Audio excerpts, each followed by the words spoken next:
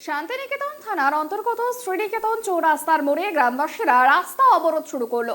তাদের দাবি, বোলপুর, শিউড়ি, বর্ধমান যাওয়ার রাস্তা সকাল 6টা থেকে সন্ধ্যা 6টা পর্যন্ত নো এন্ট্রি, কিন্তু শান্তিনিকেতন থানার পুলিশ ও সিভিক ভলেন্টিয়াররা গাড়ির কাছ থেকে টাকা নিয়ে গাড়িগুলিকে পার করে দেয়। তার ফলে নিত্যদিনই পথ দুর্ঘটনা থেকে শুরু করে সাধারণ মানুষ ভোগান্তির শিকার হচ্ছে।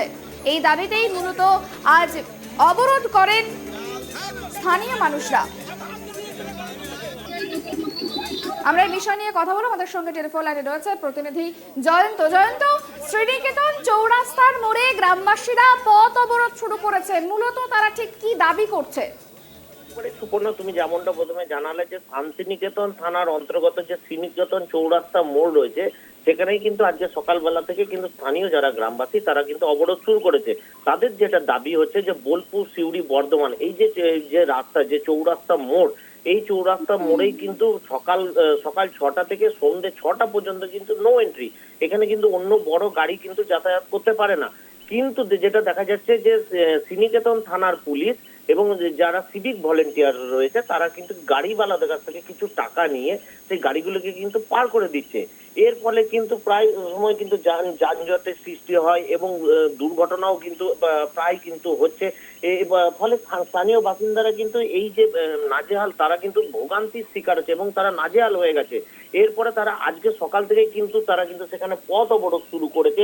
তাদের এই যে দাবি, যে টাকা নিয়ে যেভাবে গাড়িগুলোকে ছেড়ে দেওয়া হচ্ছে তা অবিলম্বে কিন্তু বন্ধ করতে হবে এবং বেআইনি এই রাস্তা দিয়ে কিন্তু রাতের অন্ধকারে, তারা আরো যেটা গুরুতর অভিযোগ যে রাতের অন্ধকারে বেআইনি ভাবে যে অবৈধ যে বালি গাড়িগুলি, সেগুলোকেও কিন্তু পয়সা দিয়ে এই দিক দিয়ে কিন্তু পার করা হচ্ছে।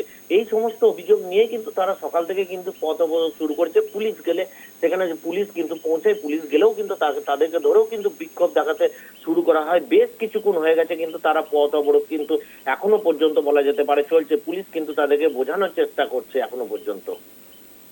বেশ, অনেক ধন্যবাদ আমাদের সঙ্গে থাকার জন্য।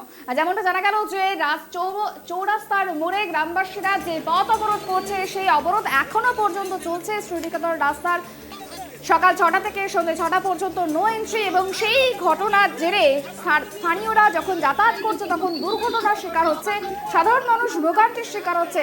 এই দাবি তুলেই রীতিমতো পথ অবরোধে সামিল হন স্থানীয় বাসিন্দারা।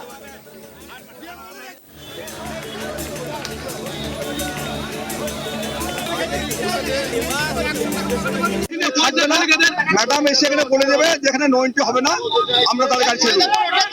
মহেন্দ্রপুর রোড, শিবতলা রোড, এখানে নো এন্ট্রি হবে না, যেখানে নো এন্ট্রি সেখানে হোক, কিন্তু আমাদের এখানে নো এন্ট্রি হবে না। স্কুল আছে, দুটো স্কুল আছে, এখানে জাম লাগিয়ে দিয়েছে, রাত দিন ছেলে মেয়ে নিয়ে আমাদের অসুবিধা, এখানে নো এন্ট্রি হবে না। আর এক নম্বর, ওই পুলিশ যে সিভিক গুলো প্রত্যেকটি গাড়িতে ছবি তুলছে, কেস পাঠিয়ে দিয়েছে, সে গাড়িওয়ালা জানলো না যে আমার কেস হয়ে গেল। সিভিক গুলো করছে এটা, সিভিক ওকে যে অর্ডারটা কে দিয়েছে সেটা আমরা সিভিকে জানি, ওই অর্ডারটা কে দিয়ে দেবে এখানে এক ঘন্টাতে দাঁড়িয়ে আছেন, যেতে পারছেন না। কোন জায়গায় জ্যাম লেগেছে? এটা হচ্ছে বোলপুর শ্রীনিকেতন। কোথায় যাচ্ছে বাসটা? 1 ঘন্টাতে দাঁড়িয়ে আছেন, কতটা হয়রানির মধ্যে পড়তে হচ্ছে?